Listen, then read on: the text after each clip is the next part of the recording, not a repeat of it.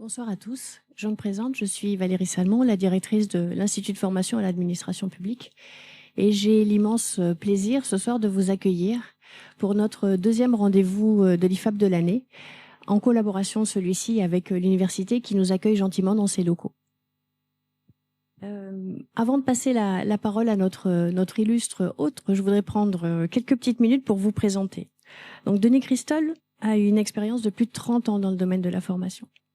Il a été pendant 8 ans directeur de l'ingénierie et des dispositifs d'apprentissage au CNFPT, donc le Centre national de la fonction publique territoriale.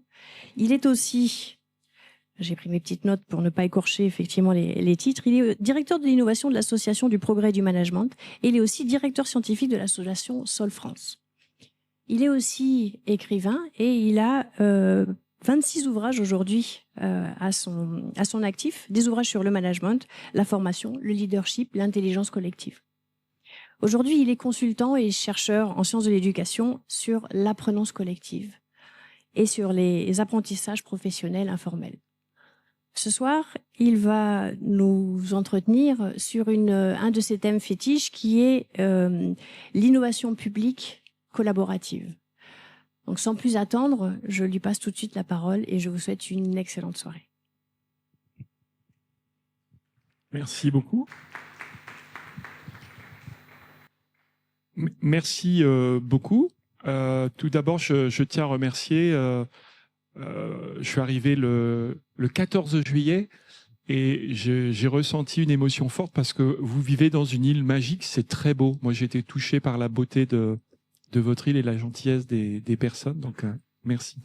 Je vais vous parler d'innovation publique collaborative et je vais nous emmener dans l'hiver québécois. Je sais que certains d'entre vous ont froid parce que c'est l'hiver, mais l'hiver québécois, c'est quelque chose. Je vais vous raconter l'histoire. Donc, c'est pas tant une conférence que je vais faire, mais c'est plutôt un voyage. Ça, c'est l'élection du pape en 2005. Alors, je fais pas de prosélytisme, vous allez tout de suite comprendre.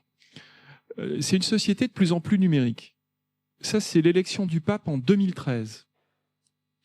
Vous voyez un petit peu le changement. Donc, en quelques années, tout d'un coup, nos rapports au savoir se transforment, se modifient, se bouleversent. Aujourd'hui, on pourrait même dire qu'on est dans une société des intelligences artificielles génératives. Donc, quelque part, j'ai décidé en 2015 de partir faire un voyage au Québec. Je travaillais alors au Centre national de la fonction publique territoriale et je me suis posé des questions sur le lien entre l'éducation et la société. J'étais toujours un peu agacé quand les hommes politiques disaient « Oh, la pédagogie des retraites, on a manqué de pédagogie, vous voyez, on n'a pas su faire de la pédagogie. » Et pour moi, la pédagogie, c'est pas de la communication, c'est tout à fait autre chose. Et donc, je fais un lien extrêmement fort entre, finalement, les formes d'enseignement et les formes de vivre ensemble. On sait que les sociétés du nord de l'Europe sont particulièrement performantes parce que, justement, elles ont des modèles pédagogiques efficients qui sont basés sur les groupes.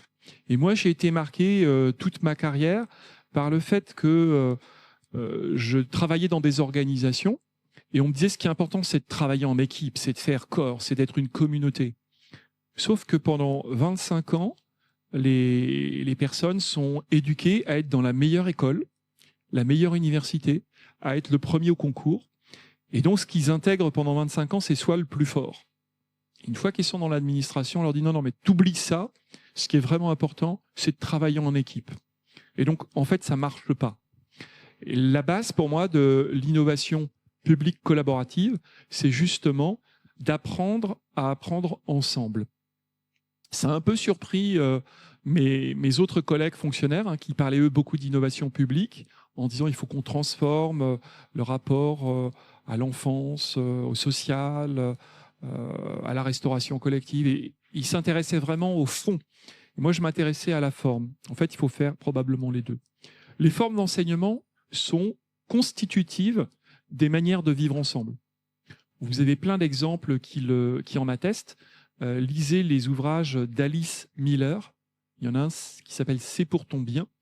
Et dans « C'est pour ton bien », Alice Miller montre comment l'éducation en Allemagne et en France prépare les guerres mondiales. Déjà, dans les manuels scolaires, on voit que la guerre se profile. On peut se poser la question de qu'est-ce que notre éducation prépare et comment il faut qu'on se saisisse de ce fait éducatif pour pouvoir innover. Donc je décide de partir au Québec. Alors, dans l'Hexagone, on a quelque chose qui s'appelle la réduction du temps de travail. Je ne sais pas si vous avez ça ici, mais non, c'est pas de chance, c'est dommage.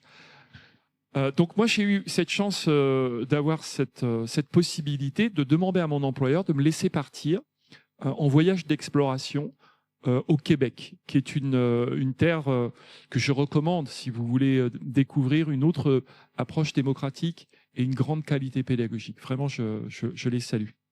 J'aime les Québécois pour la vie et je vais vous expliquer pourquoi. Donc mon employeur de l'époque me dit « D'accord, tu pars, mais tu finances tout seul. Hein. » C'est ce qui est normal. Donc je prends mon billet d'avion et je pars en plein hiver québécois. Donc là-bas, il y a un mot qui est plus froid que froid, c'est fret. Fret, c'est moins 35 degrés. Quand vous respirez de l'air glacé, puis vous avez des petits stalactites qui vous poussent le long des narines pour mettre un peu dans l'ambiance. Et donc je pars là-bas et j'avais rencontré un professeur que je salue, s'il voit cette vidéo, qui est Jean-François Roussel. Et je l'avais vu une fois.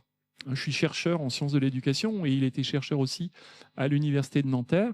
Je l'avais vu une fois et il me dit si tu viens, tu viens me voir. Et il vient m'accueillir à l'aéroport.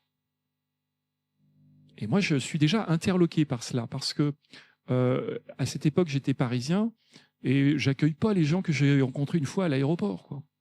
Et là, je me dis, c'est quand même assez incroyable. Et je dis, mais Jean-François, petite question de curiosité, pourquoi viens-tu m'accueillir? Il me dit, fait bien trop fret. On ne peut pas laisser comme ça quelqu'un là sur le tarmac, c'est pas possible. C'est pas la façon de penser chez nous. Alors, je me moque pas de toi, hein, Jean-François. Je remercie encore ton accueil. Mais ce qui m'a marqué dans la pédagogie et dans l'approche québécoise, c'est pas tant les techniques que la chaleur humaine. Cette capacité à prendre soin. Et dans l'innovation, pour moi, il y a cette dimension du prendre soin. C'est-à-dire que si on innove, c'est pour faire mieux que ce qui existe. Donc, il m'a accueilli et j'ai eu la chance d'entrer en contact avec tout un ensemble de communautés, d'entreprises, de coachs, de groupes de co-développement, d'écoles, de business school. Et j'ai eu des entrées extrêmement faciles. Et là aussi, ça m'a surpris parce que si vous voulez rencontrer le vice-doyen de la Sorbonne en France et que vous ne le connaissez pas, c'est peut-être 5 mois d'attente. Là, en 2 coups de téléphone, je rencontrais le vice-doyen de l'Université de Québec à Montréal. Et je rencontrais un petit peu tous les gens que j'avais envie de rencontrer. Et je me dis, mais comment se fait-il qu'ils aient du temps pour moi? Je pense qu'il y avait simplement une démarche qui était la curiosité. Ça les interpellait. La curiosité. Alors, je vais citer un auteur nord-américain qui s'appelle Otto Scharmer. Et Otto Scharmer nous parle d'une dimension intérieure qui est propre à l'innovateur, qu'il appelle Learning Journey. Donc, un voyage d'apprentissage dans lequel on a un oui inconditionnel à tout ce qui se présente. Donc, j'étais parti avec cette idée d'avoir un oui inconditionnel à tout ce qui se présente. Alors, on me dit, tiens, tu devrais aller à la fête de la neige. Je dis, moins 35, la fête de la neige, je vais à la fête de la neige et je vois un concert de hard rock près du fleuve Saint-Laurent où des gens endiablés jouaient de la guitare avec des mitaines et des chapeaux qui leur couvraient les oreilles. Je me dis, waouh, c'est incroyable. Et puis on me dit, tu devrais aller, demain matin, il y a alors je ne sais plus comment ils appellent ça, un before. Alors je dis, qu'est-ce que c'est un before? Avant d'aller au travail, on va boire un apéritif et on va danser à 7h30 du matin. Je dis, bon, d'accord, ils ont le cœur solidement accroché. Et donc, de oui inconditionnel en oui inconditionnel, je rencontre un peu la société québécoise et je rencontre tout un tas de personnes qui m'enseignent quelque part. Et il y a quelque part dans l'innovation, je trouve cette ouverture inconditionnelle à l'altérité. Et les Québécois sont très forts, hein. Ils ont cette capacité d'ouverture. C'est pour ça que je dis je les aime à tout jamais, parce que sur 6 semaines, j'ai été invité 25 fois à déjeuner, petit déjeuner, et 2 fois en week-end. Et au départ, je ne connaissais qu'une personne. Donc, je me suis dit, il se passe quelque chose dans ce pays. L'innovation, ça passe déjà par la qualité relationnelle. Comment on est dans son cœur, comment on est dans sa qualité d'être. C'est vraiment pour moi la leçon principale. Ils ont des super techniques pédagogiques, mais on en a aussi beaucoup, et vous en avez aussi beaucoup en Calédonie. Donc ça, c'est ce qui m'a beaucoup marqué. Donc je suis allé à HEC Montréal étudier. Alors c'est ouvert, hein, donc je me mettais dans l'amphi. Ça, c'est un petit bonhomme. J'ai envoyé des photos à mon fils pour lui dire où j'étais, parce que c'est quand même long, 6 semaines sans son garçon. Je lui ai envoyé des photos.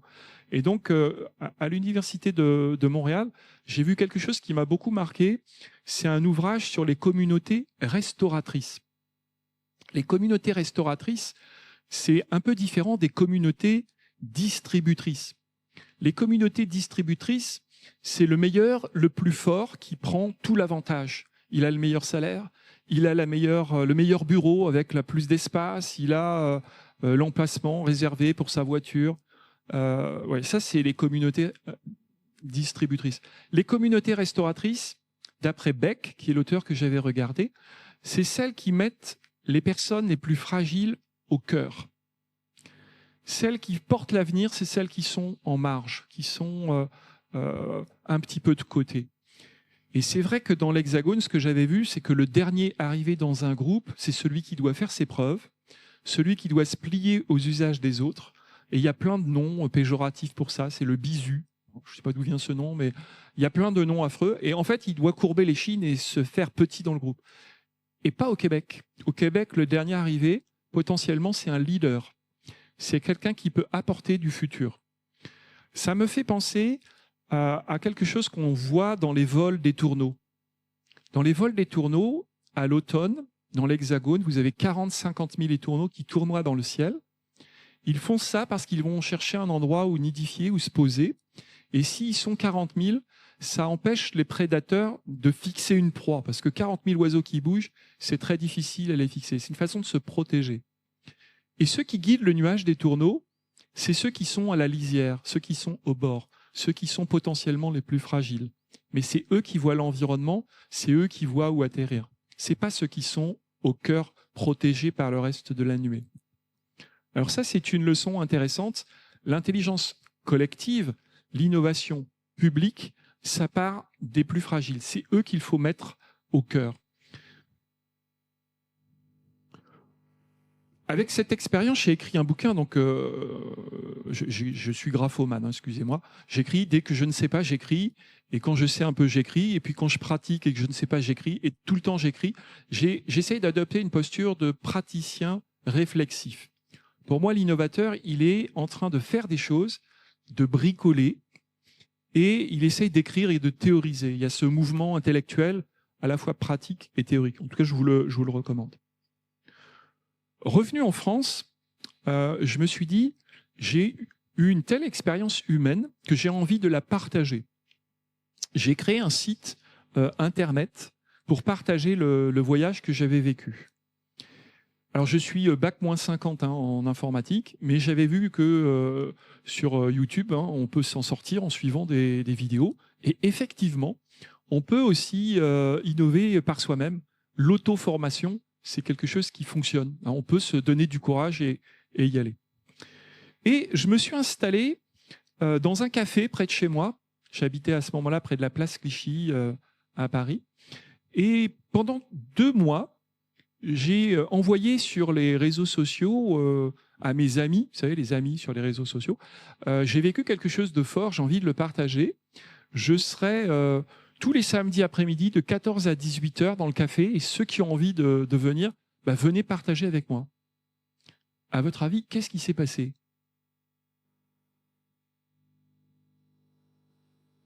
Il n'y a pas eu grand monde au début? En fait, j'ai vu plus de 50 personnes. Alors c'était très drôle, les gens venaient, alors c'était pas des amis, hein, c'était des gens, des curieux, des chômeurs, des formateurs, des responsables formation, un DRH, un responsable informatique. Et ils étaient très curieux d'échanger.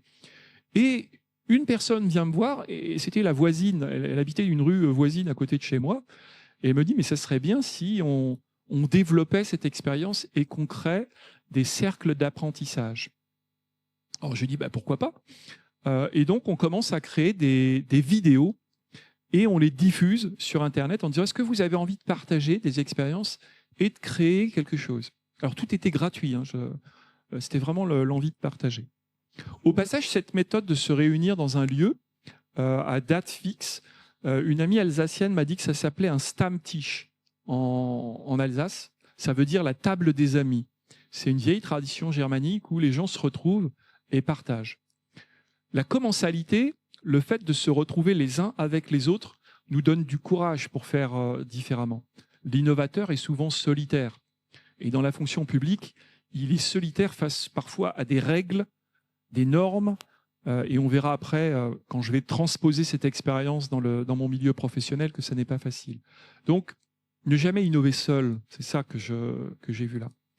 Donc, on a commencé à recruter à travers ces petites vidéos et la force des réseaux sociaux des personnes.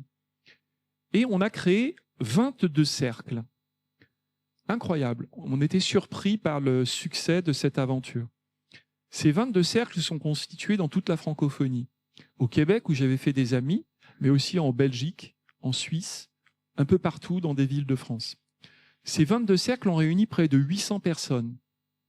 Sur les 800 personnes, beaucoup ne venaient qu'à des réunions en ligne que nous organisions. Et le principe que nous avions proposé, c'était de se dire, toutes les semaines, pendant 2 mois, on se réunit en groupe et on apprend à apprendre ensemble. Le truc un peu bizarre, quoi. Vous voyez, les gens, ils disent, mais je me dis, mais pourquoi les gens viennent sur une promesse aussi vague que apprendre à apprendre ensemble ? Et en réalité, il y a une vraie soif et une vraie envie de contribuer à la société dans laquelle on est, de participer à des choses qui sortent de l'ordinaire. L'innovation, c'est sortir de l'ordinaire. Ce qui a été la structure de notre programme, hein, on a co-construit une sorte de programme, c'était de se dire, chaque semaine, on se propose un défi, on se rencontre en ligne et on fait cercle pour échanger sur ce qu'on a vécu.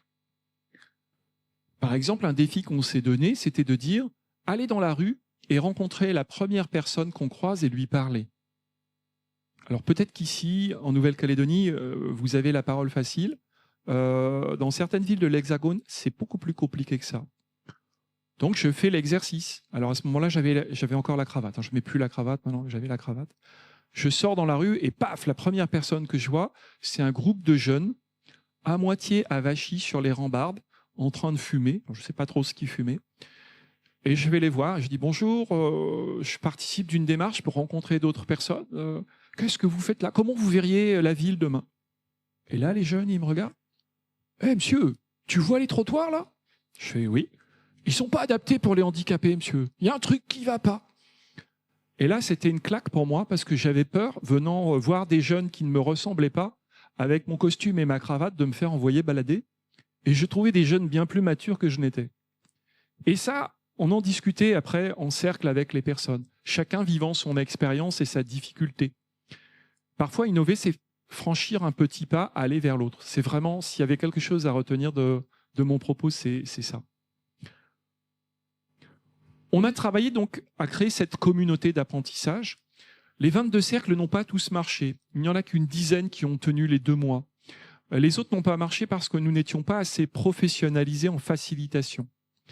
Donc je pense que c'est vraiment important de se préparer, de se professionnaliser, de s'outiller. Mais c'était quand même une belle expérience qui s'est finie par la rédaction collective d'un ouvrage qu'on a écrit en 2 jours à 30 personnes.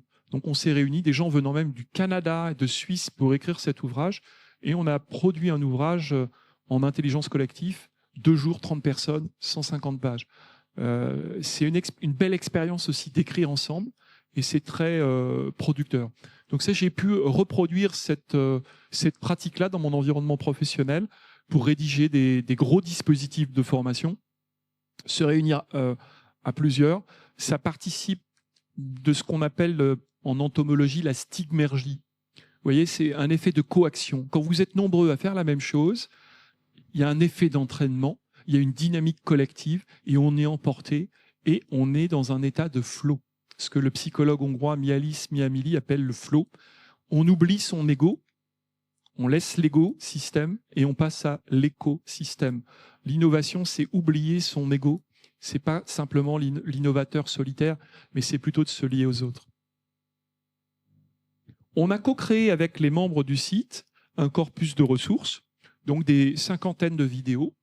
Et là, on interviewait des capitaines de pompiers, des proviseurs, tous les gens qui étaient dans le collectif. On leur demandait qu'est-ce que c'est pour toi apprendre à apprendre ensemble. Et on avait des tas de méthodes et des tas de pratiques qui nous venaient, et ça venait enrichir nos différentes pratiques. Les gens venaient de milieux différents. Il y avait des fonctionnaires, il y avait des enseignants, il y avait des gens du privé. Il y avait de tout. C'était très riche comme expérience. Bon, je continuais à modéliser, puisque je suis chercheur, donc j'ai essayé de comprendre ce modèle-là. Et bon, j'étais toujours au CNFPT, et moi je me disais, comment je vais tirer parti de cette expérience, de ce voyage, pour pouvoir en faire quelque chose dans mon environnement professionnel. Est-ce qu'un environnement professionnel va me permettre de faire cela ?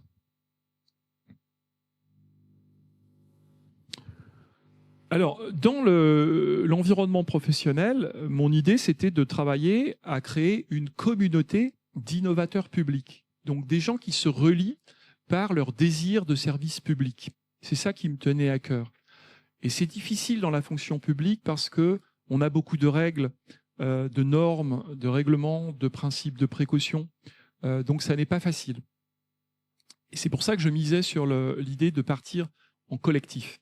C'est vraiment le vieux dicton. Seul, on va plus vite, ensemble, on va plus loin. Et si on n'est pas ensemble, on fait pas grand-chose. J'ai donc appliqué un processus. Alors, quand je dis « je », c'est un abus de langage, parce que on est toujours seul.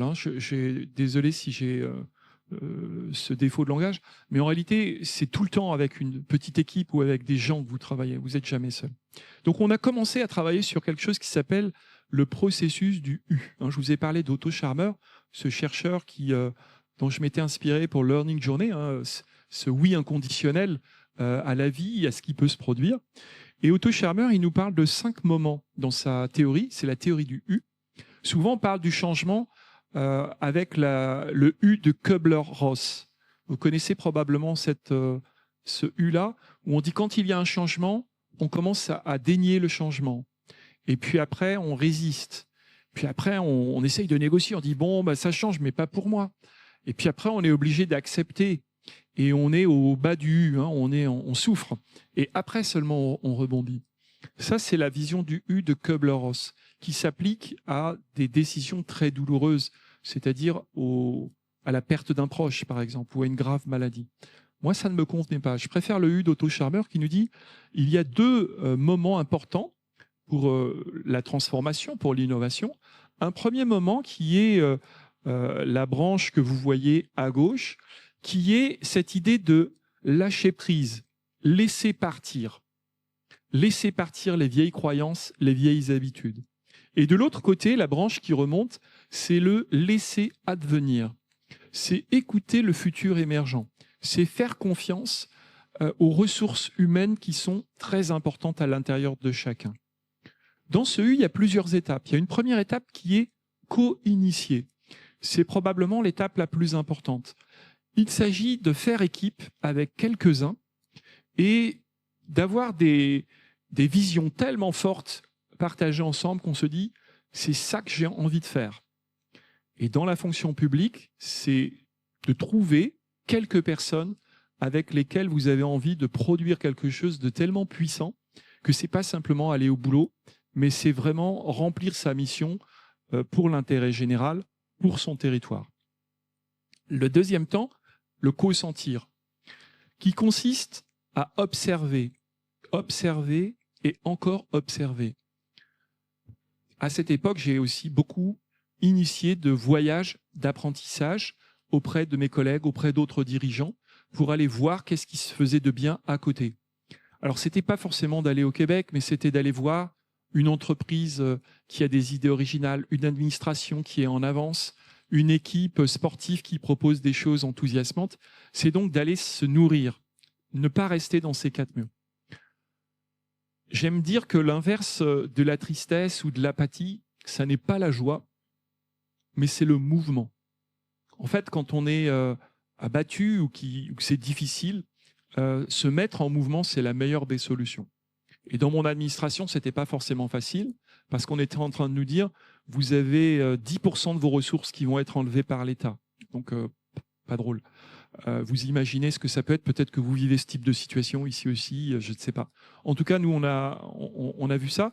Et plutôt que de baisser les bras, c'était d'aller voir qu'est-ce qui est possible de faire. Donc, bouger, aller voir les autres. Le bas du U, Otto Scharmer appelle ça « presencing ». C'est vraiment se connecter au plus profond de son désir. Alors, désir professionnel, j'entends. Le désir, j'aime rappeler que ça vient du latin « de privatif siderare étoile », la privation d'étoiles, le manque d'étoiles.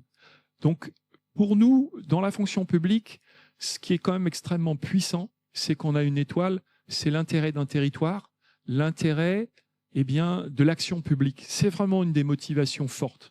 C'est bien plus puissant que simplement gagner plus d'argent pour le patron dans une boîte privée. Alors, j'ai travaillé dans le privé, c'est bien, mais je trouve que cette dimension-là, elle est tellement puissante que c'est une vraie source de motivation. Aujourd'hui, dans les entreprises privées, je dis, les grandes questions, c'est pas que faire de l'argent, mais c'est de regarder l'état de la planète. Alors moi, je viens d'une région de l'Hexagone où la sécheresse, c'est pour de vrai, quoi. Le réchauffement climatique, c'est 12 villages à côté de chez moi qui ont leurs sources taries. Donc, il y a quelque chose à faire. Donc, les grandes questions, elles sont très mobilisantes. La remontée du U, c'est commencer à prototyper le changement, c'est de commencer à avoir des petites idées nouvelles, même si elles ne sont pas parfaites, c'est d'oser, oser faire des choses. Ce que j'avais vu au Québec, c'est qu'il y a 3 étapes dans l'innovation. La première, il parle de underground. C'est l'innovation un peu cachée. C'est la personne qui se dit « je vais faire un peu différemment que d'habitude parce que c'est mieux pour mes concitoyens, mes usagers, mes stagiaires. Je vais essayer de faire autre chose. » Donc c'est un peu caché, c'est du bricolage. Le deuxième niveau, c'est middle ground. C'est je fais ça avec mes collègues. Je fais reconnaître que ce que je fais, ça apporte quelque chose de mieux. Et le troisième niveau, c'est upper ground. C'est l'idée que tout d'un coup, une direction se dit « mais c'est pas mal ce qui se passe là. On va leur donner des moyens pour les encourager. » Alors, ces 3 mouvements-là, ça passe par des étapes et ça nécessite beaucoup de communication, beaucoup de courage de la part de chacun des acteurs. Celui qui est tout seul de faire, celui de l'étape middle ground, c'est de dire bah, « mon collègue, il a des meilleures idées que moi, et ben, je vais le soutenir. » Et ce n'est pas forcément évident parce qu'on est toujours dans notre écosystème dont je parlais. Et celui d'une direction, c'est de dire « ça n'est pas moi qui impulse, mais je vais soutenir ce qui se passe de bien sur le terrain. » Et là aussi, ça n'est pas facile parce que quand on a une direction, on se dit « mon rôle, c'est de diriger. » Et là, diriger, c'est peut-être soutenir. Donc, j'ai gardé cette dimension du U en tête pour préparer l'action collective que je menais au CNFPT. Alors, je vais passer ça. Peut-être j'ai envie de vous proposer un temps, 5-6 minutes, avant de passer à qu'est-ce que j'ai fait dans l'environnement professionnel avec l'équipe dans laquelle je travaillais, pour vous proposer déjà de réagir à cette première partie. Et donc, ma proposition, ça serait de vous mettre par 2, 3, 4 en proximité et de préparer des questions, des remarques, des rebonds, voilà, ce que vous avez envie de partager. Ça vous va comme petit moment? Donc 5-10 minutes où vous vous rapprochez et puis vous avez un temps de réaction et après je passerai à la deuxième partie de la conférence. Ça va? C'est parti? Allez, je vous en prie. Si vous êtes seul, rapprochez-vous de votre voisine. Vous faites pas de torticolis quand même. Profitez-en pour découvrir des personnes nouvelles.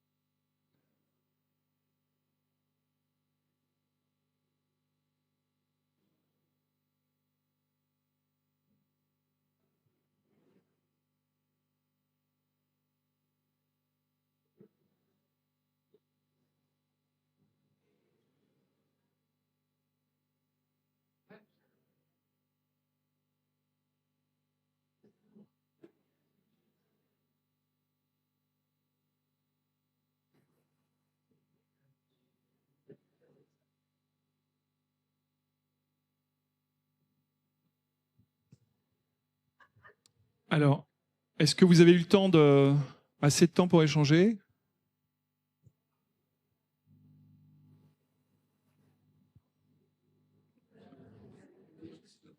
Je vous propose d'entrer en mode interaction, si vous voulez, et que l'on puisse échanger avec vos remarques, vos questions, vos partages, vos résonances. Voilà, alors je ne sais pas, il y a peut-être qu'un seul micro, mais celui que j'ai, c'est pour la salle? Ah bon, d'accord. Alors, la question est simple, c'est comment accélérer cette transformation de pensée collective et que ça devienne un réflexe dans les organisations. Oui, je dis il y a trois innovations et il faut absolument combiner les trois pour accélérer cette dimension collaborative. L'innovation managériale, elle doit soutenir. C'est ce que j'ai eu comme soutien lorsqu'on m'a autorisé à partir, même si je prenais mes jours de congé, même si c'était mon budget.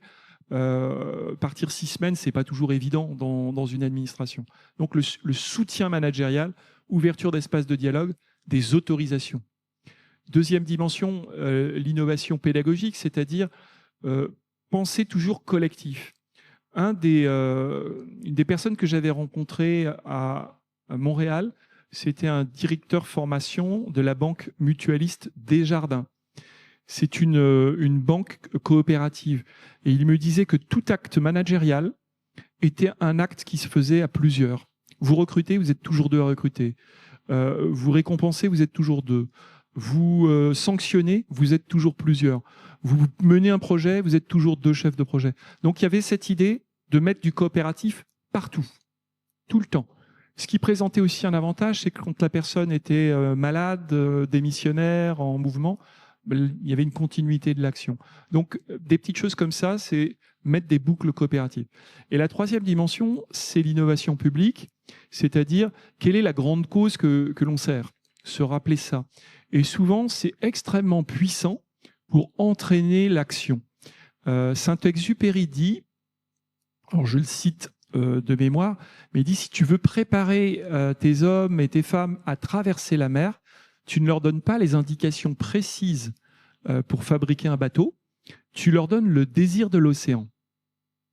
Et lorsqu'ils ont ce désir de l'océan, ils vont trouver par eux-mêmes les moyens de traverser l'océan et de fabriquer leur bateau.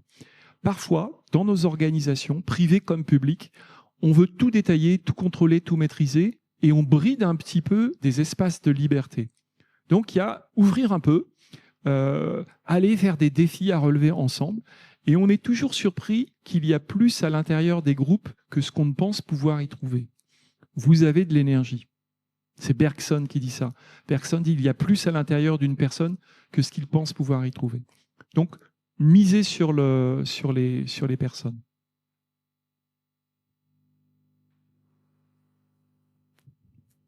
Du coup, ma question, ça sera comment est-ce qu'on peut faire sauter les verrous cognitifs des administrations qui sont dans un cadre et qui restent entre elles et du coup, qui, à mon sens, peut-être peuvent manquer de co-création avec d'autres individus, d'autres secteurs.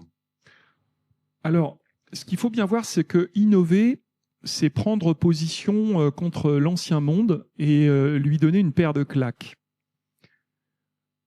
C'est-à-dire qu'on va commencer à dire, dites donc les amis, ce que vous faisiez avant, je vais faire mieux. Vous voyez un peu le message que vous envoyez aux collègues, aux chefs qui ont décidé, etc. Je vais faire mieux. Et donc, vous donnez une première paire de claques. Et deuxième paire de claques, c'est « et c'est moi qui vais le faire ». Donc c'est difficile. Ce qui signifie que vous ne pouvez pas innover si vous êtes seul. Pour moi, la première chose à faire, c'est de trouver des alliés. Et les alliés, c'est votre collègue de bureau, c'est le collègue d'une autre administration, c'est la personne qui pense comme vous et qui souhaite avancer comme vous. Je n'étais pas positionné dans mon administration comme étant manager du top niveau, hein. Par contre, avec d'autres collègues, on s'est unis et on a partagé très profondément des valeurs et on a osé. Ce qui signifie avoir ce que j'appelle une sûreté ontologique. La sûreté ontologique, c'est que j'ai les deux pieds posés sur la planète et je sais pourquoi je suis dans ma mission et ce que j'ai envie de faire. Et donc, je suis prêt à aller face à des contrariétés, c'est-à-dire des règles qui ne me favorisent pas l'action, des chefs qui ne la comprennent pas et tout un ensemble de problématiques que vous rencontrez. Je vous donne un exemple. En rentrant du Québec, je commence à développer des pratiques de type co-développement professionnel. J'avais découvert ça là-bas. J'avais suivi une formation de Michel Desjardins. J'y avais rencontré Claude Champagne et j'avais trouvé ça génial. Apprendre à résoudre des problèmes les uns des autres, c'est fantastique. Donc je me dis, je vais faire ça dans mon administration. La première fois que je fais ça, je suis convoqué par mon directeur général qui me dit, qu'est-ce que vous faites ? Je ne vous ai pas, vous n'êtes pas dans le service formation, vous êtes dans le service ingénierie, vous faites de la formation sans mon autorisation. Et qu'est-ce qui se raconte dans ces groupes ? J'avale paisiblement ma salive, je me fais petit dans mon fauteuil, ou je me grandis, je ne sais plus, et je lui dis, je ne peux pas vous dire. Le protocole fait qu'on ne peut pas dire ce qui se passe dans ces groupes de co-développement. C'est un directeur auquel on ne dit jamais non. Hein. Je vous passe le personnage, mais ce n'est pas le genre de personne à qui on dit non. Par contre, si vous êtes solide et que vous dites « je lui dis non quand même », il vous respecte. Il y a quelque chose qui passe qui est que vous savez que c'est juste ce que vous faites, que vous n'êtes pas en train de manigancer contre l'organisation, mais que vous apportez quelque chose. Donc j'ai eu ce courage-là ce jour-là. Et depuis, il s'est développé du co-développement professionnel auprès de mes collègues, auprès d'autres directeurs, auprès d'autres événements. Et tout d'un coup, on s'est dit, mais oui, c'est chouette ce truc-là, on va le faire. Mais au départ, innover, c'est un peu transgresser, c'est un peu passer les lignes rouges. C'est pour ça qu'il ne faut pas être seul, il faut se trouver des alliés, des gens avec qui vous pensez, et faire par petits pas. Moi, je ne crois pas à la révolution du grand soir, où tout d'un coup, ça va être merveilleux. C'est plutôt des petits pas qui montrent que les choses fonctionnent et apportent quelque chose en plus. Et si ça apporte quelque chose en plus, eh bien, ce qu'il faut faire tout de suite, c'est le faire savoir. C'est-à-dire obtenir des témoignages de collègues, de pairs, de clients, d'usagers qui disent « c'est génial votre truc, il faudrait vraiment que ça se fasse plus ». Et évidemment, je vous ai décrit la situation de mon administration à cette époque où on nous prenait 10% du budget. Quand vous avez des témoignages de gens qui sont contents de ce que vous faites, vous pouvez plus facilement défendre votre budget. On dit, regardez, c'est efficace, ça marche, pourquoi vous nous enlevez de l'argent ? Donc c'est une approche où vous vous appuyez sur les autres. Petit pas, et puis on fait grandir. Oui ? Je vais un peu tricher, j'ai une question double. C'est est-ce que ça fait peur de dire oui à tout comme ça, de ce qui pourrait arriver, de sortir de sa zone de confort ? Et est-ce que ça a changé quelque chose à votre retour en France ? Alors c'est vrai que j'ai vécu des aventures assez bizarres. Hein. Un jour on me dit il faut que tu ailles voir Dominique. Alors je vais voir Dominique, je ne savais pas qui c'était. Je me retrouve dans un bar louche du Vieux-Montréal et Dominique c'était l'expert en numérique. Mais ce que je ne savais pas, c'est que Dominique, il faisait 1m90, c'était un transsexuel, un énorme type qui m'accueille et qui commence à m'engueuler en me disant « Dites donc, maudit français, ça fait 350 ans que vous avez laissé tomber et maintenant vous venez nous demander de l'aide. » Donc, pour le coup, je me dis « Qu'est-ce qui va se passer pour moi ?» Donc, oui, dire oui à tout, ça nous amène comme dans le film Yes Man. Je ne sais pas si vous connaissez ce film. Le personnage, il dit oui à tout, il lui arrive des mésaventures. Je pense qu'on peut essayer d'avoir ce courage de dire bah oui, on peut essayer. Vous avez une chercheuse américaine qui s'appelle Carol Dweck qui parle du growth mindset ou l'esprit de croissance. Et c'est l'idée de voir les choses du côté plutôt positif. Ce qu'on fait un peu moins dans l'Hexagone. Alors, je ne sais pas en Nouvelle-Calédonie, mais dans l'Hexagone, on a tout le temps, tout de suite, on voit les problèmes, on voit que ça n'a pas marché et on vous dit ah ben non, mais il y a un problème de sécurité, il y a un problème de juridiquement c'est pas carré ton truc, etc. En fait, quand vous regardez, vous vous apercevez qu'il y a beaucoup plus de marge de manœuvre que ce qu'on imagine. Notamment, par exemple, pour financer des projets d'innovation, je suis allé jusqu'à Bercy, qui m'a sorti des tas d'articles dérogatoires où on peut faire des tas de choses, des marchés de gré à gré, tout un tas de dispositifs qui existent, que je ne connaissais pas, et qui n'étaient même pas connus dans mon administration. On m'a dit, mais oui, on peut le faire. Mais ils n'osaient pas l'appliquer parce que ça ne s'était jamais fait. Donc, explorer, oser pousser des portes, ça peut permettre parfois d'avancer. Donc, la première chose, c'est de se dire oui à soi-même. Hein, c'est ça. Et puis, moi, j'avais pas, entre guillemets, pas peur d'être mis à la porte de mon administration ou d'être mis au placard. J'avais oublié d'avoir cette peur-là. J'avais pas peur de ça. Je dis, je veux faire ma mission et je la ferai pour le bien des usagers que je sers. S'il n'y a pas d'autres questions, je vais vous proposer de vous dire un petit peu plus dans le détail comment j'ai pu travailler. Je me suis appuyé déjà sur des communautés existantes. Mon objectif était de développer des communautés qui permettent de favoriser l'action publique. Et il y avait déjà des communautés qui existaient un petit peu, notamment une communauté de professionnels qu'on appelle les secrétaires de mairie. Je ne sais pas si vous avez ça en Nouvelle-Calédonie. C'est des personnes qui existent dans toutes les mairies de France, qui sont souvent isolées et qui doivent connaître toute la législation. Vous imaginez le truc, c'est juste pas possible. Et donc la seule chance qu'elles ont, c'est de communiquer les unes avec les autres. C'est beaucoup de femmes en ligne. Et donc elles avaient développé des savoir-faire et de l'agilité pour s'entraider. Donc je me suis dit, on va s'appuyer sur ce modèle-là. Et puis, on a commencé à créer un fichier des innovateurs, donc de repérer tous les collègues dans toutes les administrations ou tous les territoires qui avaient envie que ça bouge. Et donc, commencer à tisser une sorte de mini-toile. Donc, pas passer par les canaux officiels avec des protocoles de partenariat signés entre chefs, mais qui ne redescendent pas sur le terrain, mais plutôt repérer les personnes à l'intérieur des services et des administrations qui ont envie que ça bouge. Et on a essayé de créer ce que j'avais fait précédemment à mon retour du Québec, des vidéos pour communiquer, pour dire voilà, on se réunit, on existe. Et on a commencé à mettre en place des petits ateliers, des petites choses pour bricoler, pour tester, pour essayer. Et à chaque fois, on documentait, on prenait des photos, on faisait des films, on décrivait très précisément ce que ça apportait. Et progressivement, ça apportait des choses. Et puis, on a commencé à se former et on a créé une plateforme. Alors, une plateforme informatique, on n'a pas pu utiliser la plateforme officielle. Tout de suite, le directeur informatique nous a dit il y a des problèmes de sécurité, j'ai d'autres priorités que développer ton projet, etc. Donc, on a fait une plateforme semi-clandestine, je dirais. C'est-à-dire qu'on a pris un truc un peu à la marge pour développer notre propre communication, nos propres projets, en étant toujours très loyaux envers l'administration. Il n'est pas question de faire n'importe quoi, mais on ne mettait pas en danger le reste du système informatique. Donc, ce n'était pas forcément très performant techniquement, mais ça existait et ça permettait d'avoir un lieu de réunion, en tout cas numérique, des gens. Et puis, on a commencé à regrouper les premiers facilitateurs qu'on avait rencontrés, formés, à travers les petits ateliers qu'on faisait. Et on s'est saisi de tous les événements. Et vous savez, il y a toujours des événements dans les administrations, des réunions de personnel, des départs à la retraite, des réunions de projets.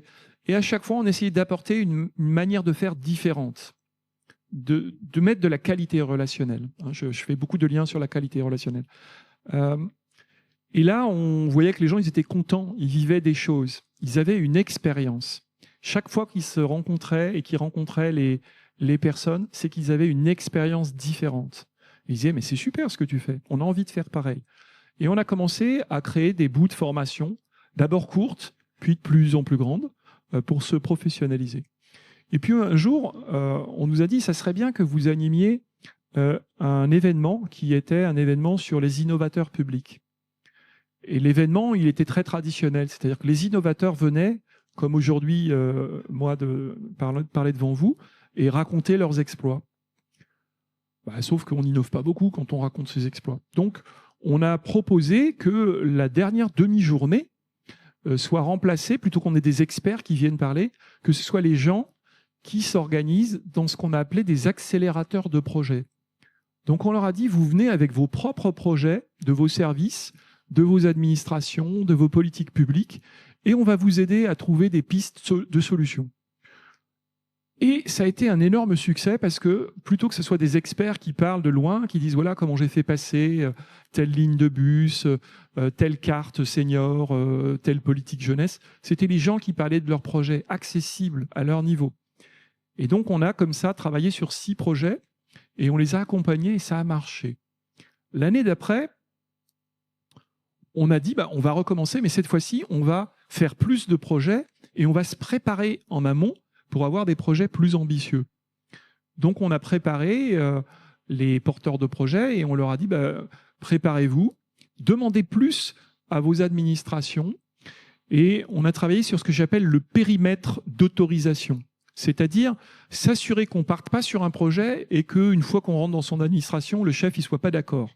Donc construire une lettre de mission avec son chef, avec son responsable, pour que, dans un périmètre de temps ou d'argent, la personne puisse aller au bout de son idée. Et ça a encore marché. Donc, on est passé d'une centaine de participants à 150. Et comme je vous le disais, à chaque fois, je prenais le soin de récupérer des textes et des témoignages des participants pour dire « c'est génial ce que vous faites ». Ce qui, pour mon directeur, était un gage de confiance. Il était dur, mais quand le travail était bien fait, il le reconnaissait. Donc, on lui a amené ça et il a dit « c'est super, je veux que vous me fassiez ça sur tout l'Hexagone, voire toute la France ». Donc, on a fait en Martinique, à La Réunion, sur 7 sites. Et donc là, on a fabriqué un protocole pour former 7 équipes de 20 personnes pour organiser ces événements. Alors là, il m'a reconvoqué et il m'a engueulé, il m'a dit cette équipe de 20, ça fait 140 personnes, ça nous fait quand même bien cher tout ça. Il comptait toujours, bien sûr. Et je lui ai dit, mais ce qui est important, c'est pas forcément le résultat, c'est aussi le cheminement. C'est-à-dire le fait que les gens, ils se mettent dans une démarche à apprendre à travailler ensemble. Je rappelle que ce qu'on voulait, c'était innover avec les collectivités, qui étaient très décriées. Encore aujourd'hui, on entend les collectivités coûtent cher, l'argent public est mal dépensé, il faut faire mieux. Donc il y avait cette ambition-là. Ces 7 équipes ont fonctionné en mode ce qu'on appelle sociocratique. Vous voyez, vous avez un noyau central et il y avait des représentants de chaque équipe dans le noyau central qui faisaient circuler l'information. Et l'idée aussi, c'est que chaque fois qu'il y avait une bonne idée, devenait le leader du processus. Donc ça n'était pas uniquement l'équipe du centre qui dirigeait tout le monde. C'était ceux qui avaient les bonnes idées. J'ai coutume à dire, parce que j'ai beaucoup travaillé dans des organisations en réseau, qu'un changement qui vient, une naissance qui vient par le siège est toujours douloureux. Vous voyez, l'allusion à la naissance, il faut que ça vienne du terrain. Quand ça vient du terrain, c'est mieux accepté. Donc on a fait ça et ces 140 personnes ont réuni 1000 personnes. Et nous avons traité 75 projets d'innovation publique sur les territoires avec cette idée de partir des projets du terrain. Donc d'aller écouter les gens qui avaient des choses à proposer. Et ces 75 projets, c'était aussi 75 périmètres d'autorisation. On ne partait pas en disant on va rêver. Il s'agissait de partir de choses réalistes. Et ça a fonctionné de façon extraordinaire. On avait quelques élus qui s'étaient glissés dans les différents lieux pour voir qu'est-ce qui se passait, comment on travaillait. Ils voulaient garder le contrôle, bien sûr. Mais ils voyaient que c'était louable pour leur projet et donc ils ont soutenu. Et puis, la 4e année, notre directeur général, qui était toujours aussi exigeant, dit bon, maintenant il faut qu'on passe à l'échelle. On va faire ça sur 13 régions en simultané. Donc je lui dis bon, on va passer de 220 à 450 personnes. Et chemin faisant, on a formé 450 personnes, collègues, intérieurs, extérieurs, à porter l'innovation publique collaborative. Et on a commencé à se professionnaliser, à former des communautés de facilitateurs graphiques, à faire intervenir des designers. Des designers, c'est des gens qui viennent nous chambouler nos façons habituelles de penser, à inviter des citoyens. Alors, on n'en a pas pu en inviter beaucoup, mais on a invité des citoyens, à mélanger des gens de différents niveaux, donc des agents d'exécution jusqu'au cadre, et à les mélanger dans des groupes. Et ça crée quelque chose d'assez d'assez nouveau, parce que souvent, on est formé entre cadres ou entre agents de même catégorie, et là, on mélangeait, et ce qui était vraiment intéressant, c'était le fait que ce soit la mixité qui nous apporte quelque chose. Cette fois-là, on a réuni 2250 personnes et on a travaillé sur 150 projets. Et comme le projet était important, on a recruté une dizaine de chercheurs pour pouvoir observer ce qui se passait et avoir des boucles de réflexivité, c'est-à-dire de dire voilà comment la transformation opère sur un territoire.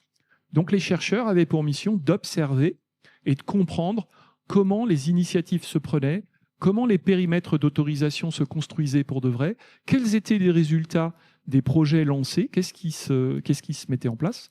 On a commencé à concourir à des prix de l'innovation publique pour encourager les équipes et les émuler. On a commencé à tracer et à garder tous les projets pour avoir une banque de projets dans lesquels on pouvait aller puiser et qui inspiraient les uns les autres.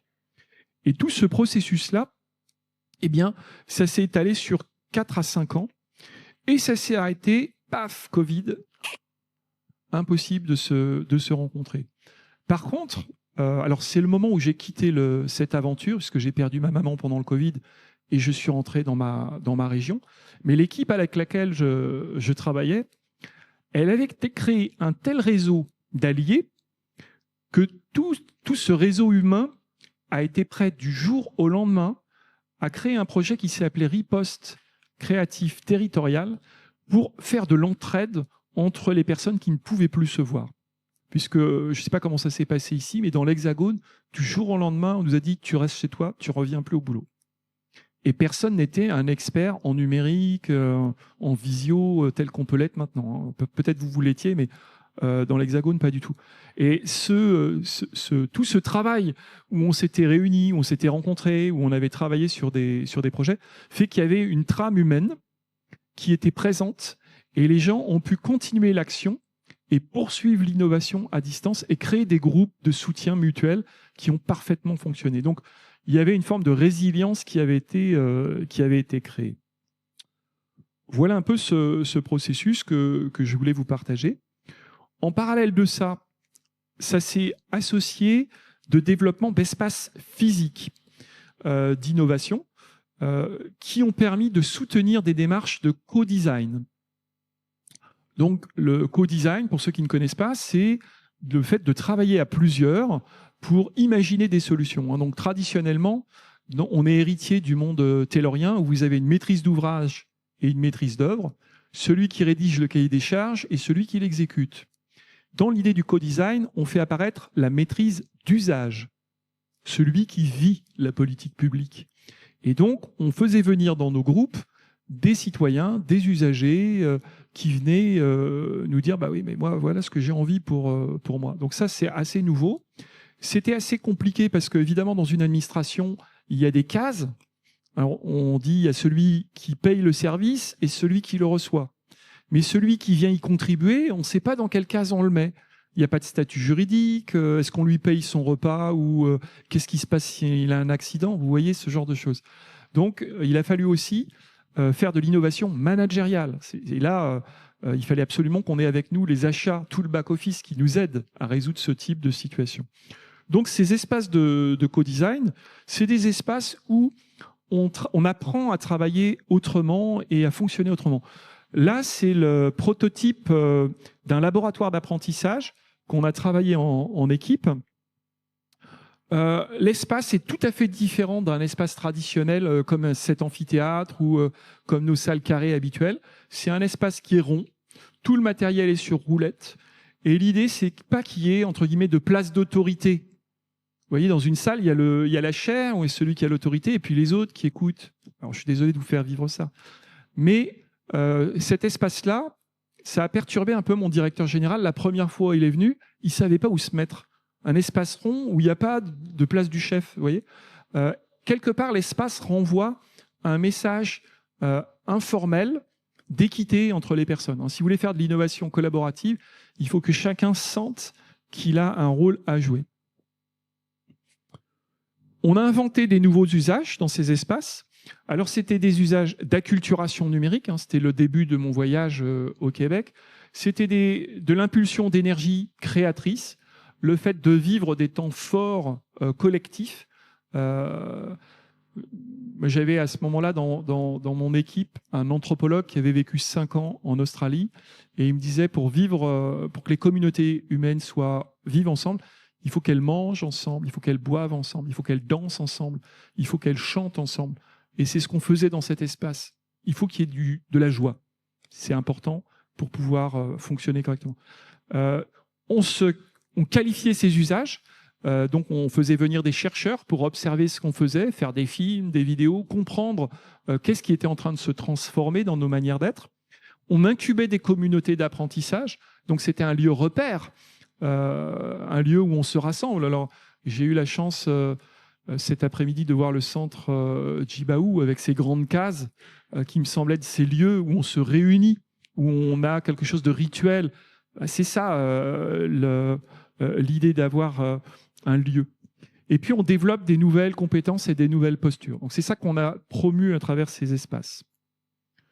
Créer une dynamique communautaire, collaborative, ça veut dire structurer les rôles. Ce que j'avais appris de la première expérience de mon retour du Québec, c'est que la moitié des groupes n'avaient pas marché parce qu'on ne les avait pas assez structurés. Donc il faut trouver des rôles de coordonnateurs, d'animateurs, de parrains et de sponsors. Donc trouver quel est le dirigeant qui a envie de soutenir, qui a envie de vous aider. Et puis des membres, et puis aussi des administrateurs quand il y a une partie informatique, parce que c'est important maintenant de pouvoir faire circuler l'information, tracer les documents. L'animation d'une communauté, il y a plusieurs façons de faire. Pour moi, la plupart des communautés qu'on a en référence, c'est trop souvent pris dans le modèle des communautés commerciales. Vous voyez, les sponsors de Nike ou de Adidas, et on fait communauté de consommateurs. La vérité, c'est qu'on veut nous vendre des produits. Pour des communautés humaines ou d'innovateurs, il faut inventer autre chose. Il faut vitaliser la communauté, donc lui donner vie, lui donner une âme, montrer à chacun qu'il compte, qu'il est important. Il y a plusieurs orientations dans ces communautés, des communautés d'intérêt, donc passer du temps à savoir qu'est-ce qui nous réunit, qu'est-ce qui nous rassemble. Des communautés d'échange de pratiques, vous avez tout le temps des gens qui en savent plus que vous. Et même des gens qui paraissent pas le fonctionnaire le plus zélé, il a des trucs à nous apprendre. Et ça, c'est vraiment un principe d'humilité à avoir. Il y a des gens qui ont des choses à nous apprendre qu'on ne sait pas. Des communautés d'entraide, je vous en ai parlé dans Riposte créative territoriale, vous avez tout de suite quelqu'un qui peut vous aider. Des communautés en extension de formation présentielle, c'est ce qu'on a essayé de jouer aussi quand les gens se sont réunis en formation, de faire continuer par la suite. Et puis des communautés de construction collaborative de savoir, c'est-à-dire quand on fabrique son dictionnaire, on est un peu comme Diderot et d'Alembert, première communauté épistémique. Ils fabriquent le dictionnaire, ils fabriquent le monde de demain, ils fabriquent un vocabulaire nouveau. Et ça, c'est extrêmement stimulant pour des groupes humains de fabriquer leur propre savoir. Ce que j'ai pu expérimenter à travers tout ça, c'est des formes collectives de l'apprendre qui portent l'innovation. C'est-à-dire que l'innovation, elle est portée par le fait d'être à plusieurs, de vivre des difficultés ensemble. Les communautés, les équipes apprenantes, des groupes de pairs, les groupes de co-développement dont je vous ai parlé, les organisations apprenantes, donc avec cette capacité des directions de soutenir et d'amplifier le système quelque part, la co-conception et l'innovation collaborative. Là, il y a plein de méthodes et de techniques qui viennent beaucoup des États-Unis, mais aussi des pays scandinaves. Les Scandinaves pratiquent la facilitation depuis les années 70. Et alors que les Américains, quand ils font du co-design, c'est pour fabriquer des produits, ils nous vendent du coca ou d'autres services comme ça. Les Scandinaves, quand il faut de la co-conception, c'est pour faire émerger de la société. Donc il y a plein d'exemples, comme les cercles d'études, par exemple en Norvège, où les gens se réunissent sur des sujets et se co-apprennent mutuellement. Et puis, ce que j'ai appelé pédagogie des défis, c'est-à-dire laisser des espaces un peu vides, où on donne un peu du flou dans le système, et on voit ce qui va se passer. Alors on encourage, on soutient, on supporte, mais le collectif, il est capable de prendre des initiatives s'il a confiance.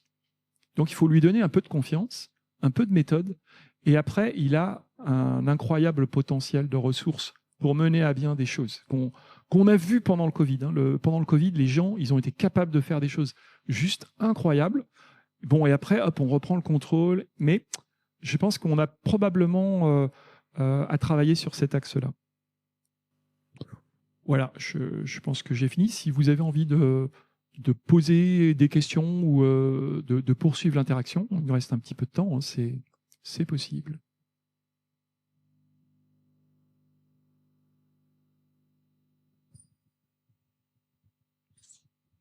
Moi, j'ai une petite question, effectivement. Dans le temps, comment on arrive à maintenir une communauté? Parce qu'effectivement, on a eu quelques exemples locaux qui, avec une énergie, je pense, une belle énergie et une volonté de faire.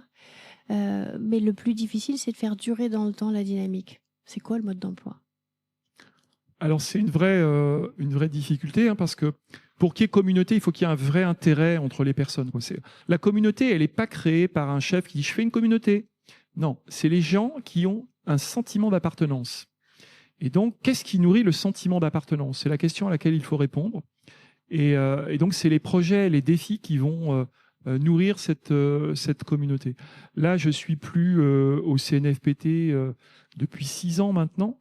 Il y a encore des communautés qui existent, qui ont essaimé, des communautés d'innovateurs en Bretagne, dans le Midi, en Alsace, dans le Nord. Elles continuent à exister, en Bourgogne, elles continuent à exister parce qu'elles se sont auto-saisies de l'envie de poursuivre la relation aux citoyens. Et donc, il y a quelques acteurs moteurs, mais ça ne tient pas que sur une ou deux personnes, ça ne tient pas que sur un ou deux leaders, ça tient aussi parce que l'intérêt continue à être alimenté et nourrit le sentiment d'appartenance. Et parfois même, et là c'est par exemple le cas à Montpellier, une des communautés s'est transformée en un service de facilitateur. Donc dans le département, il y a un service de facilitateur qui s'est structuré, qui a professionnalisé ses méthodes. Donc ils sont un peu moins en logique communautaire, un peu plus en logique traditionnelle. Ce qui fait aussi que ça peut perdurer, c'est qu'il y a des liens qui existent, où les gens ils se rencontrent régulièrement. C'est aussi extrêmement difficile, hein. Quand j'ai commencé ce projet, quand les personnes venaient dans les projets, je leur disais, vous savez, on ne va pas vous donner 1 heure de temps supplémentaire par rapport à vos missions habituelles. Je leur disais, vous allez avoir du sang, de la sueur et des larmes. Je leur disais ça parce que c'est la vérité. Les administrations, en tout cas dans celles où j'ai vécu, il fallait que ça continue à tourner, quoi. C'est-à-dire qu'on ne vous donne pas de temps pour faire différemment. C'est très compliqué.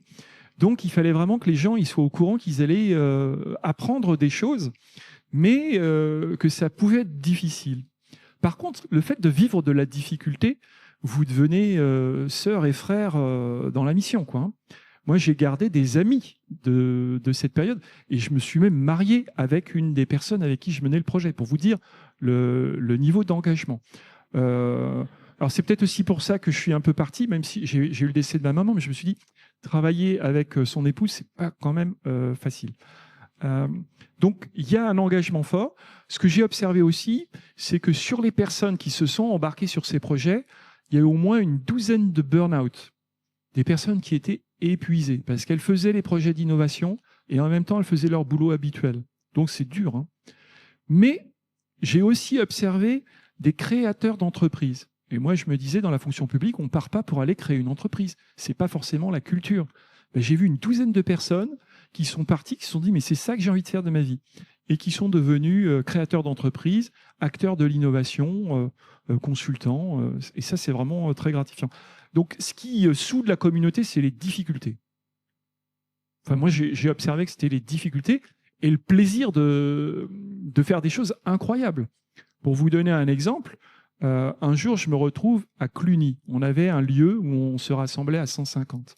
Et donc, on réinventait le monde. On travaillait sur l'action publique, le rapport aux citoyens. Il y avait un des agents publics qui était venu avec un bus, qui était un bus de formation mobile pour aller de petit village en petit village, parce qu'il y a des coins où personne n'y va jamais. Et dans ce bus, le soir, après la formation, après notre rencontre d'innovateurs, on se met à jouer de la musique. Et il y avait des citoyens lambda qui étaient au café, qui nous regardaient jouer de la musique. Et là, un moment de folie nous prend, et on se dit, et si on allait, puisqu'on voulait parler aux citoyens, si on allait leur chuchoter des mots dans l'oreille en dansant? On se lève, on se dit, c'est complètement dingue. Alors peut-être qu'on avait bu un peu à ce moment-là, hein. On était en dehors de notre mission publique, mais on se lève et on va danser avec les citoyens. Oui, qu'est-ce que vous vous attendez de la fonction publique? C'était complètement irréel comme scène, mais les gens qui ont vécu une émotion complètement incroyable, ils se disent, mais c'est ça que j'ai envie de faire de ma vie. C'est pas juste surveiller que la pendule n'est pas volée et que je fais mes heures. En tout cas, les innovateurs avec lesquels on travaillait, c'était les gens qui avaient envie. Ceux qui n'avaient pas envie, on les embarquait pas. Il faut partir de la motivation. Mais quand vous avez des gens qui ont ce niveau de motivation et qui disent « Waouh, on vit des trucs complètement dingues », ils reviennent dans leur service, dans leurs équipes, qui voient que leurs collègues voient leurs yeux briller, ils se disent « Mais qu'est-ce que tu as fait, toi? Tu as fumé quelque chose? » Non, non, j'ai juste travaillé dans l'intérêt du territoire et c'est ça qui me plaît. Et ça diffuse une énergie qui fait que vous en reprenez encore et que vous avez des nouveaux membres qui arrivent. C'est l'expérience que j'ai vécue.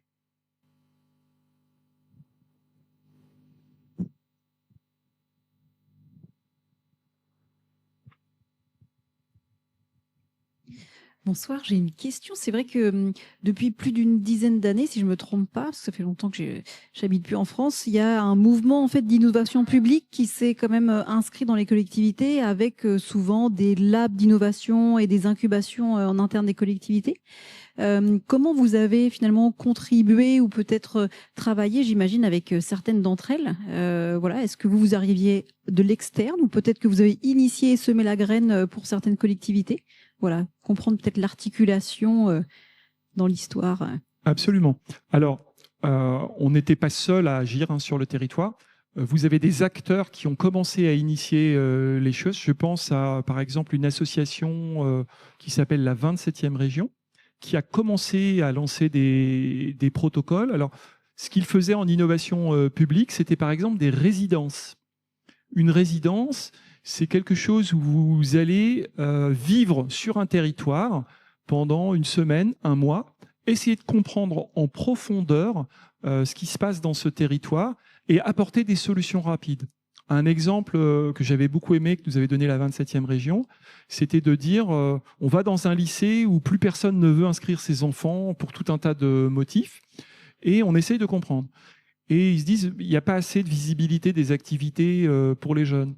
Donc, ils vont tout de suite prendre des vieux ordinateurs qui étaient remisés et ils bricolent un système d'information. Et assez rapidement, ils font du test très rapide et de la mise en place de solutions très rapides. Prototypage rapide, solutions rapides.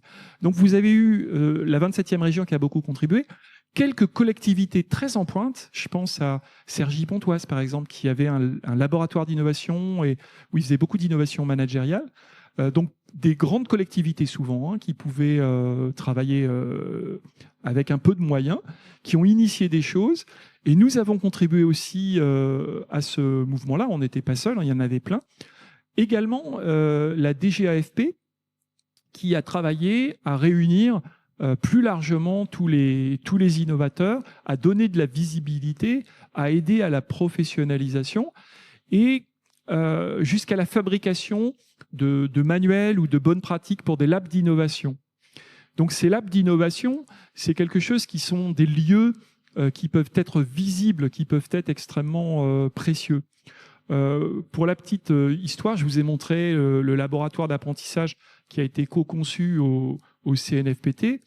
En fait, pour avoir ce laboratoire, on a emmené un jour notre directeur général en marge d'une réunion un peu classique, d'un séminaire de direction classique. On lui dit, tiens, est-ce que vous avez une petite demi-heure pour aller voir quelque chose d'innovant qui se passe à Lyon? Il est allé voir, il dit, bon, je viens, mais une demi-heure parce que j'ai autre chose à faire. Il est resté 1h30 à poser des questions, à tout voir, et il a dit, moi, demain, il me faut, dans les 6 mois, que vous m'en mettiez une dizaine partout sur le territoire. Et donc ça, c'est la puissance des visites inspirantes.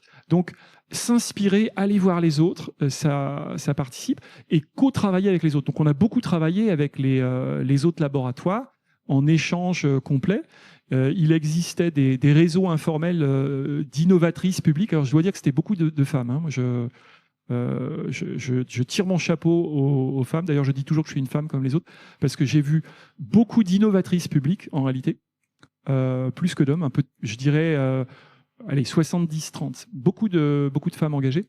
Je ne sais pas pourquoi, hein, mais qui étaient très, très volontaires et qui étaient courageuses. Et dans ces laboratoires, elles poussaient, elles testaient, elles expérimentaient, elles s'échangeaient. Il existe encore un réseau informel de ces femmes, hein, qui poursuivent l'action. Donc, ne pas rester seul, vraiment être en collectif. Bonsoir. J'ai également une question. Tout à l'heure, dans la progression de la communauté que vous avez indiqué, vous avez dit que vous aviez formé petit à petit des personnes. Je voulais savoir quelles étaient ces formations, quelles étaient les compétences qui étaient développées. Alors, en fait, on a organisé les premières formations pour accompagner les projets qu'on menait dans nos universités d'innovation. C'est comme ça qu'on les appelait, universités d'innovation publique collaborative.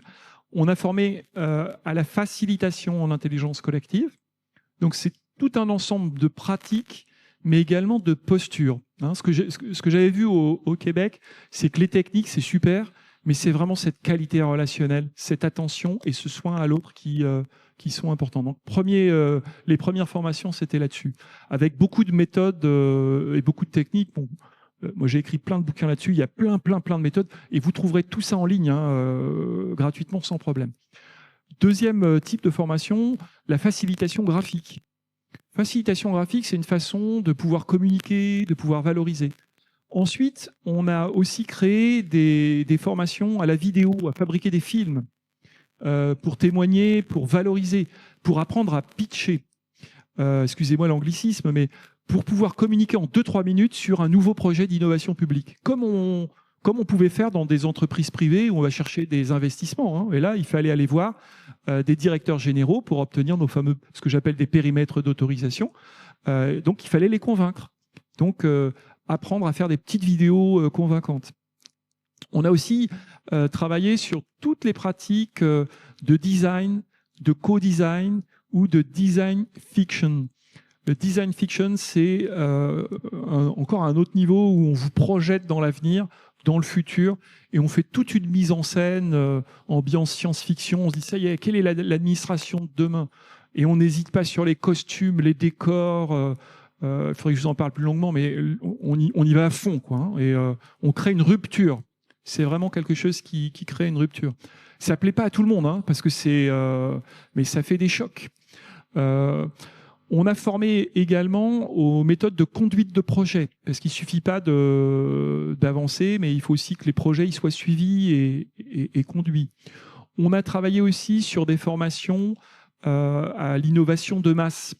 Par exemple, pour tester une idée, parfois c'est assez lent, quoi. Vous mettez une idée en place, puis vous la faites valider, puis vous allez voir des agents, des citoyens, des experts, puis vous faites un prototype, puis vous diffusez. L'innovation de masse, c'est des boucles rapides.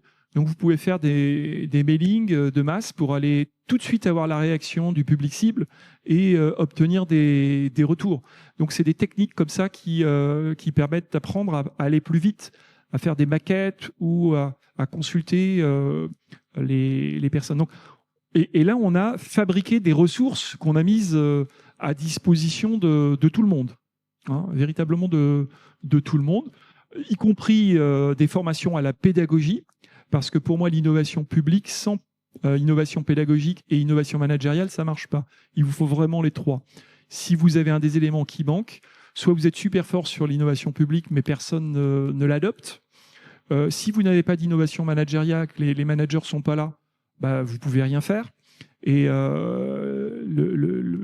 la pédagogie permet de co-construire, d'apprendre à faire ensemble. Pour moi, le triptyque, il était là-dedans. Donc, c'était des formations dans ces trois registres-là. Et assez vite, de faire en sorte que ceux qui fabriquent les formations soient des leaders pour les autres. Hein. C'est vraiment d'être en grand collectif. Pas avoir l'idée que vous êtes au centre du monde, mais tous les autres vous dépassent à un moment donné, et c'est super.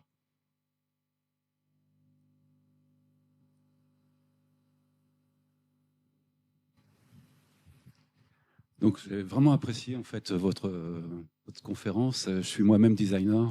Ah, super. Ah bah.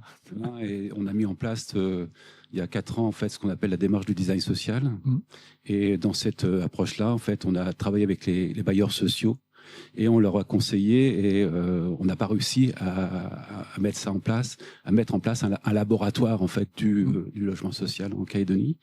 On a commencé à mettre en place de l'AMU. On pratique de plus en plus l'AMU en fait en Nouvelle-Calédonie. On le fait aussi actuellement avec un projet donc de l'université. Et je trouve que c'est vraiment encourageant. Le seul problème qu'on rencontre, tout à l'heure, c'est la question que je posais, c'est comment on accélère ce changement et comment on met en place dans l'administration, puisqu'en fait, votre propos il est souvent centré sur l'administration. Moi, j'ai une entreprise dont design, je suis plutôt dans le privé. Et la question, c'est ça, en fait, comment en fait l'administration s'accapare en fait cette nouvelle méthode.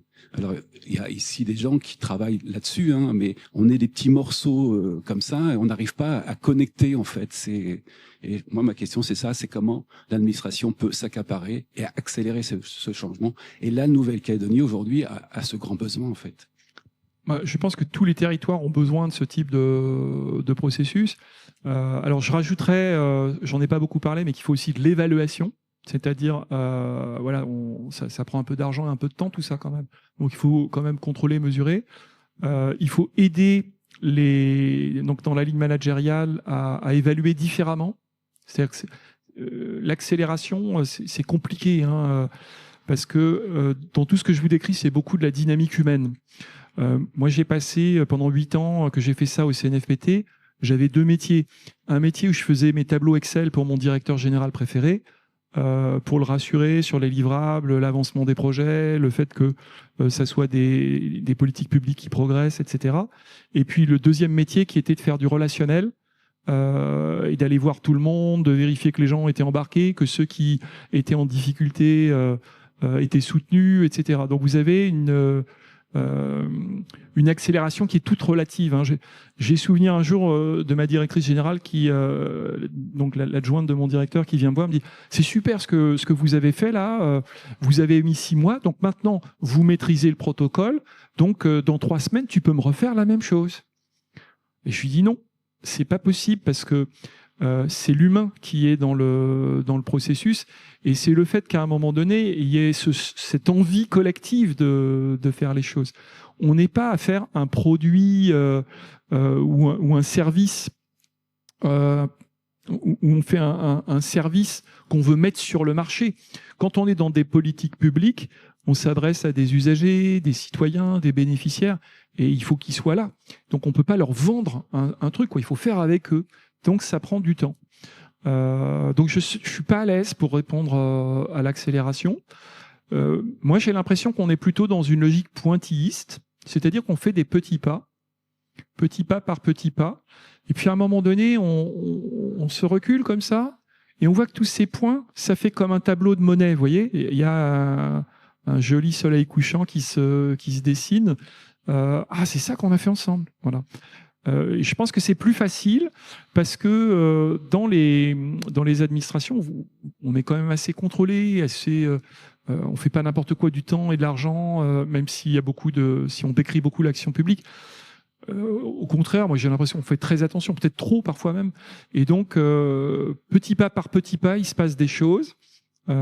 Parfois, ça revient en arrière aussi.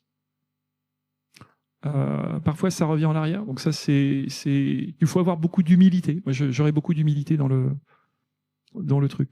Donc accélérer, c'est peut-être s'efforcer d'aller vers des cultures collaboratives, de l'encourager le plus possible, de le soutenir, de soutenir les innovateurs. Je vous ai décrit quelques cas de burn-out de collègues qui n'étaient pas bien. Donc voilà, d'essayer de les soutenir quand ça ne va pas. Ils remontent la pente quand même. Les gens ont remonté la pente, je vous rassure. Mais il y a des mauvais moments. J'ai souvenir d'une personne, par exemple, qui était brillantissime en matière d'innovation. Et son directeur régional lui disait non, elle ne fait pas son boulot. Et chaque année, entre guillemets, c'est pas qu'il la rétrogradait, mais elle était mise à faire des missions de plus en plus fragiles. Donc elle a fait un burn-out. Et puis à un moment donné, elle a décidé de quitter la fonction publique. Elle est devenue à son tour directrice générale d'une collectivité. Elle avait passé des épreuves et elle était devenue beaucoup plus solide. Donc accélérer, je ne sais pas si on peut vraiment. Sur les conduites de changement, d'innovation, de transformation, mon observation, c'est que c'est toujours lent. On aimerait que ça aille vite, que ça fonctionne par rupture. J'ai plutôt l'impression qu'on est dans ce qu'Éric Julien appelle les transformations silencieuses. C'est le petit nuage dont on ne voit pas qui se déforme, mais petit à petit, il se transforme et le ciel devient bleu, mais c'est pas tout d'un coup, quoi. Je sais pas si on peut si facilement accélérer. Par contre, ce que je sais, c'est qu'on plante des graines sans cesse. Sans cesse, on plante des graines et qu'à un moment donné, il en reste quelque chose. Et même s'il y en a un qui part, il y en a d'autres qui, tiens, mais ça, on avait fait ça, ça avait bien marché, c'était chouette. Et il reprend le flambeau. C'est très horizontal dans ce que je vous décris.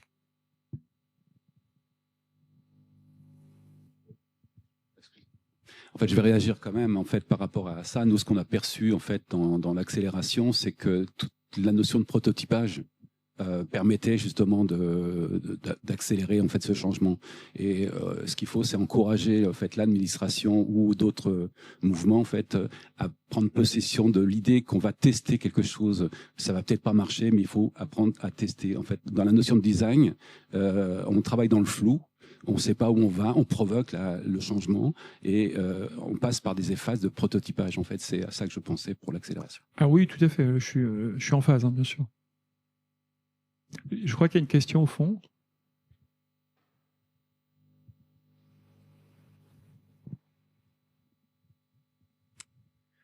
Oui, dans l'animation de communauté, Denis, je rencontre certaines difficultés liées à la propriété intellectuelle ou à l'ego un peu dimensionné de certaines personnes et qui a du mal à s'effacer dans ce collectif qui construit à un pas lent, à un rythme des fois soutenu. Comment est-ce que tu appréhendes ça et est-ce que tu as déjà rencontré ce problème et quelles solutions tu peux proposer? Alors, oui, quand on a plein d'innovateurs, il y en a plein qui ont des tas d'idées et la valorisation des personnes est importante, c'est-à-dire toujours se rappeler qui a apporté l'idée au collectif. Et donc, entre guillemets, célébrer et remercier les leaders positifs. Il y a un principe, moi j'appelle ça impropriation, qui est l'inverse de l'appropriation. L'impropriation, ça serait plutôt l'idée de faire en sorte que ce qu'on produise soit pour tout le monde. Et donc, de commencer à travailler sur des bases où on partage et on valorise le partage. Le plus possible, dès le départ. Donc, tu partages et puis tu apprends à t'effacer et à valoriser les autres. Donc là aussi, je commençais mon propos en disant, après 25 ans d'études supérieures, ou 23 ans, ou 26, je ne sais pas, mais plusieurs décennies en tout cas, où on nous a dit il faut que tu sois le meilleur, il faut que tu aies la meilleure note, c'est pas habituel de dire c'est le collectif qui prime, quoi. Donc c'est développer cet esprit et cette valorisation du collectif, célébrer, trouver des moments conviviaux, avoir des temps où vraiment on est heureux d'être ensemble et progressivement quand tu vis ce que je décrivais comme l'état de flow, c'est un moment où tu t'oublies toi-même et tu vois que tu es augmenté par le collectif, que tu vas beaucoup plus loin avec ton collectif que tu ne serais allé toi-même, tout seul. Donc après, tu as des gens, bon, ils resteront personnels quelque part, hein, donc il faut essayer de les associer, de les valoriser. Faut pas qu'ils écrasent tous les autres non plus, parce que sinon c'est dommage.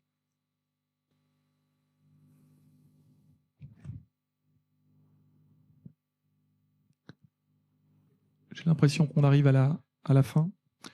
Si je reprends l'idée de graines pour terminer, souvent, c'est pas toujours facile, hein, l'innovation publique.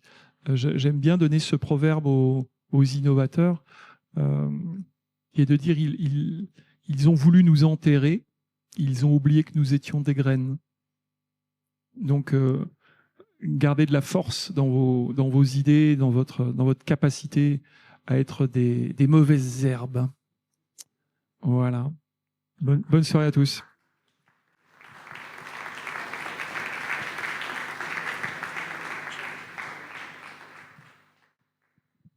Merci et bonne soirée.